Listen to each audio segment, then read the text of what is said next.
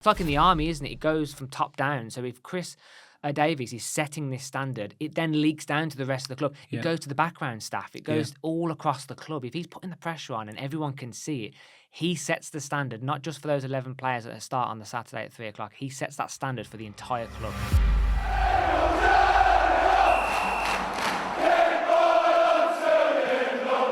So welcome back to Small Heath Alliance FC. And I'm sure as Blues fans, you all saw the video the club released earlier in the week, which was Chris Davies' first interview as first-team Blues men's manager. And I'm sure you'll agree he came across confident, self-assured, and it showed to me how much experience he has at the professional level as a coach. That really shone through. And in this video, we're going to go into a little bit more detail about that interview, some of the things he said, some of the things we can get excited about, and what we can expect as Blues fans and from the club as well. So let's get into it. And Dad, you saw the interview. What were your initial thoughts from Chris's first interview as manager? Well, like the reactions I've seen to that interview from the social media channels, I was very, very impressed. He came across as confident, calm, and somebody who you think is, obviously he's not been in the role yet because we haven't seen him coach or we haven't seen the outputs from the club. You just get the feeling with him that he's going to be a really, really good manager. I mean, obviously we're going to go into a little bit of the type of things that he said, and that's what really impressed me. I mean, in fact, actually, when I listened to it, I was making a few notes because I knew we were going to do this video, and I was making notes. I was like, I'll write that down. I'll write that down. I wrote so much down that was really impressive in what he said that I can't cover it all in this podcast. But Almost a transcript of the 11-minute video itself. well, it's not far off that, and obviously I've picked key themes that he's same. picked in terms of the type of things that we need to know. A lot of fans were asking when we were going to hear from him, and I think it was worth the wait, Matt. What do you Yeah, think? I think he comes across like the real deal, doesn't he? I think Yeah. that experience he's had within football, because obviously he had to retire as a player quite early on, didn't he? So he's had all these years behind the scenes coaching, and you can really see, you can see the way he comes across, really articulate, really professional, and he's got the balance right in answering questions. This might seem like a really silly point, right? But if you take Mark Robbins at Coventry, for example, when you ask him a question, he goes on for 6-7 minutes on one question. And then if you take Wayne Rooney, you tend to get 10 or 15 seconds out of him per question. But he hit the mark, the sweet spot perfectly for the amount of time he was taking, the way he constructed himself. And I think he came across confident and assertive, but I think he's also come across like he's not scared, like he's not going to be scared to tell these players off. And I remember Neil Warnock one time said in an interview, a lot of football management is how you communicate and how you, no two players are the same. So you have to handle everyone differently, deal with everyone differently. And I got the feeling he's going to be such a man-to-man manager. He's going to be really good with his communication. He's going to be really good with the team. And I think the boys are crying out for that because we've had such a mismatch over this season, turnover of managers. And I think he's the real deal. He looks like it, and obviously time will tell, as we know. But that would be the same for any manager that came through the door. But he does give us that level of confidence. I was at the very beginning of the interview. He was talking about how he was recruited. He was talking about the owners, Gary Cook, Tom Wagner, conversations with them, and also Tom Brady. And the more you look at what's happening behind the scenes, you realise how committed these people are to our club. Because he talked about their vision and their commitment and stuff like that. That's encouraging because, without them here, we're never going to get a manager like him. So you've got to give credit to them as well. Also, I've also been impressed with what I've been hearing about Tom Brady. I think he's doing a lot more behind the scenes than people actually realise. Yeah. He's not just, I heard that he had his auditors go in to look at the training facilities and stuff like that, and he's constantly in contact with some of the players, and and obviously he's clearly part of the recruitment process as well. So I think that was a big tick for me. I think, well, actually, there's something really big happening here because they are and want to get the best, and I believe he is the best. He said, Chris Davies, that he feels now it's the right time for him to take the step up. One thing I thought was interesting, he said, wherever I've been, I've worked with some really good managers, but he said, but I have still felt a bit like a number one in terms of not the face of the club manager, but what he does with the players, and I think that sort of will come across when he sort of starts to meet our players and coach them. Absolutely, yeah. And I think before we get into his sort of what he spoke about, what we can expect on the pitch and his footballing style, there's a couple of things I picked up on as well, which I really appreciated as a Blues fan, respected as a Blues fan. And he spoke about retaining the DNA of Birmingham City. City. You know, he said he's going to bring 3 or 4 of his own staff members in, but then he is going to keep a couple of staff, keep some of the background staff. And he said he wants to keep the DNA of the club. He wants to keep the heartbeat of Birmingham City ticking over. So I really appreciated that, to see that he's still going to retain some staff. He still wants to keep the core principles and the foundations of this club in place. And as Blues fans, Dad, we've been supporting the Blues for many years. That's really important to die-hard fans, isn't it, to hear that sort of thing? Absolutely. I think, you know, the manager has to resonate and connect with the fans. John Eustace did that very well, actually. You know, he made that connection between himself, the players, and the fans, and we all felt like we were one when he was there. Obviously, the wheels fell off when he left for various reasons, but I get the feeling that Chris Davies is going to have that same type of connection, which is very positive, because it always felt like, even if we was having bad times under John Eustace, you always felt like that, you know, John Eustace's heart was with the club. Yeah, I think we're going to feel that with Chris Davies as well, from what I've seen. Well, he said on this theme, before we move into sort of the football and the more exciting stuff, I guess, what we can expect on the pitch. He also said about the connection with the fans, and he said, if we can create an amazing atmosphere and the combination of exciting football, we will be extremely difficult to beat. So he actually said we're very difficult to stop. He difficult said, to stop. Sorry, I love that. In fact, actually, I've put that on the thumbnail for this podcast. So it's put a train on it. It's interesting you've picked that up, because I felt that, you know, and it gave me confidence that he knows what he's doing. But obviously, I do want to get into now, which I think is what most Blues fans really want to know, is, okay, now you've come to the club, what identity and how the team going to play. And let me just read a little bit, which this really excited me in terms of when he started talking about my team. He said he was asked about, you know, what type of style of football, you know, what you expect, and he goes, I like. And these are his words: high energy, high intensity style of football, to be very proactive, very dynamic in how we play, not passive in any way, so that the team will be very attacking and try to be dominant, to be a team that's playing with an energy and relentlessness that's difficult for the opposition. Yeah, I mean that's if you can get a team, that'll be the team that I've never seen at Birmingham City. If you can do that, and you've actually missed off a sentence at the back end of that, and he said he wants us to be the most hard-working team in the league. So I quoted, I've got it on my laptop here, I quoted exactly the same, and it ends with difficult for teams to cope with, but then there was another sentence in saying to win football matches you need to be the most hardworking team on the pitch, and that really resonates this year, because you know, we have had, you know, Blues fans, we all know it, and if you've been watching our videos, we speak about these words all the time: the passion, the desire, the fight. Yeah. And this seems like, to me now, that tide is turning, that ship is changing course, and we're going to see a team next year that are going to come out all guns blazing, exciting attacking football with a die-hard team who's willing to fight for the badge. And that's what all we ask for, isn't it, as fans, is a team that are willing to fight for the badge in the club. Yeah, and I think he's got the opportunity now, Matt, to bring in players that will suit that style of football, and look at the players that we have got and see if there are those in the current contracted group that can be coached to do that. And I think any player that can't do that, I think we'll see them moved on. Yeah. Because you can't say something like that and then have players that don't suit that style, because they're just going to be no good to that particular ethos that he wants to coach. So that's I think that's really positive. I think that makes it also exciting for the transfer window to see the type of players that we're going to get in, knowing that they will need to meet that required standard as well. And he told us how he's going to intend to achieve that as well. And I'm interested to see whether this is in your notes. I'm just going to reference my laptop here.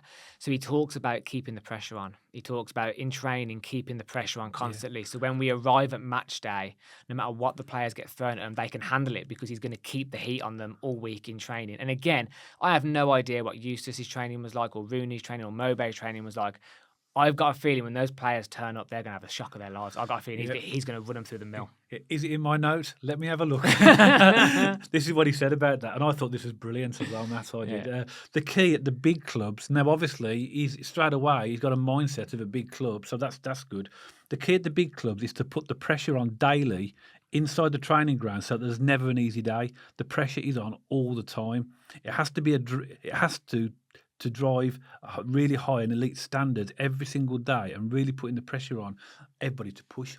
That's what you were alluding to. Exactly. That was his words that I've just read out there. Yeah. And that's brilliant. I think to make people better, you have to do that. So even if you're a player that is at the top, you still push them harder. 100%. You get even better, you know what I mean? So you don't think, I've got to a point now where I've made it. I think he's going to be challenging those players that are falling short. And even the ones that are doing very well, he'll still be pushing them as well. I like that.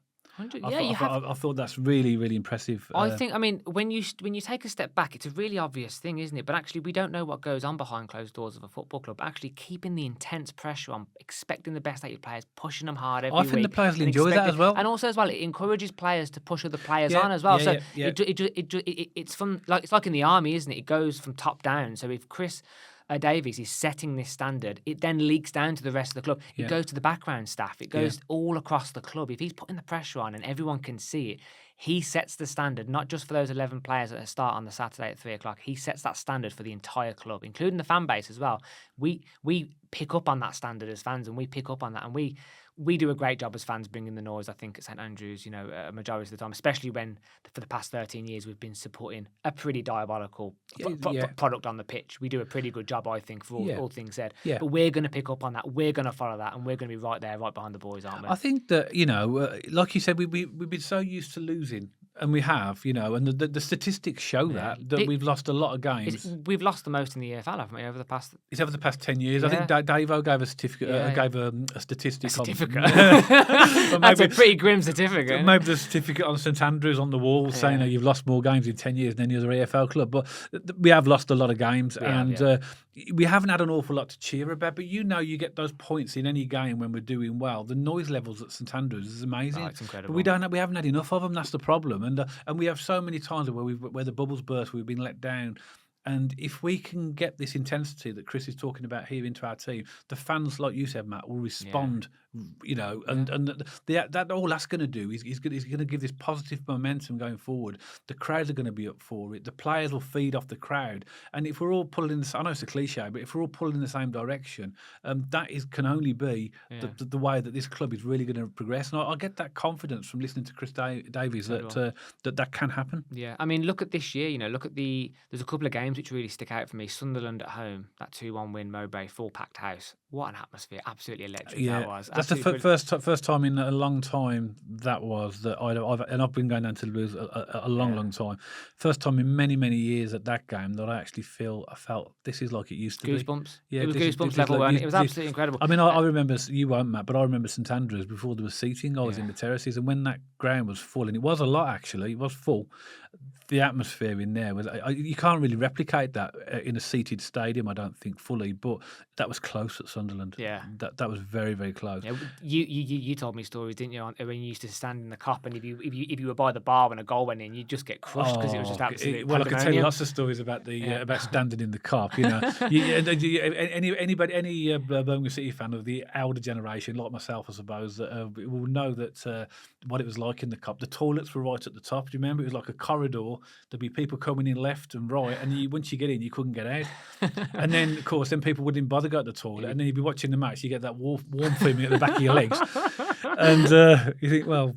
Yeah, but this was what it was like in those days. But that atmosphere against Sunderland, I think we all crave for that, Blues fans. We just want a competitive team that we can be proud of, that we can cheer on, and that can give us more moments like that where we feel we can actually expect to win games as well. Yeah. Imagine turning up St Andrews expecting to win. When was the last time we consistently went down St Andrews and we were expected to win, and away games expected to win? What a nice feeling that would be. Because how many times have we gone down even this season and gone, tough game, not sure about this one. I think every game.